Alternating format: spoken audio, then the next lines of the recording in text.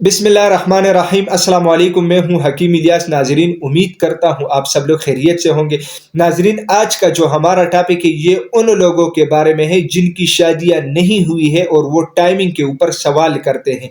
इस टॉपिक के ऊपर पहले भी 2-3 वीडियोज में बना चुका हूं। वक्तन फवक्तन मैं लोगों को जो है ना गाइड करता हूं, लेकिन जो नए लोग यूट्यूब पे आते हैं, नए लोग चैनल पे आते हैं, तो वो अक्सर सवाल करते हैं कि हकीम साहब, मेरा टाइमिंग का मसला है और उनकी शादियां नहीं होती।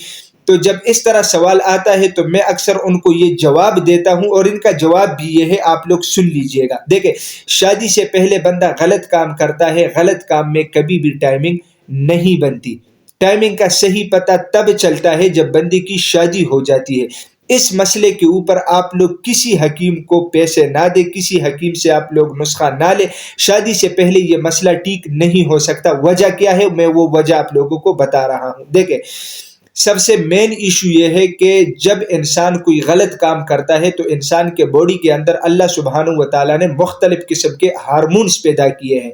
खुशी के हार्मोन्स होते हैं, जज्बात के हार्मोन्स होते हैं, डर के हार्मोन्स होते हैं। इस तरह बहुत सारे हार्मोन्स इंसान के जिस्म में होते हैं। जब इंसान कोई गलत काम करता है या इरादा करता है, ठीक है, अल्लाह सबको बचाए, तो ये हार्मोन्स एक साथ में ही इकट्ठे हो जाते हैं और एक साथ में ही वो काम शुरू कर देता है, जिसकी वजह से दिमाग और दिल के ऊपर प्रेशर और दबाव पड़ता है। उस प्रेशर और दबाव की वजह से ये टाइमिंग आती है जीरो पे। इसका ये मतलब नहीं है कि इस बंदे को सूरत इंजाल यानी टाइमिंग की कमी की बीमारी है। तो इसलिए मैं आप लोगों को इस वीडियो के जरिए ये समझा रहा हूं कि शादी से पहले आप लोग ये टेंशन दिमाग से निकाल दे।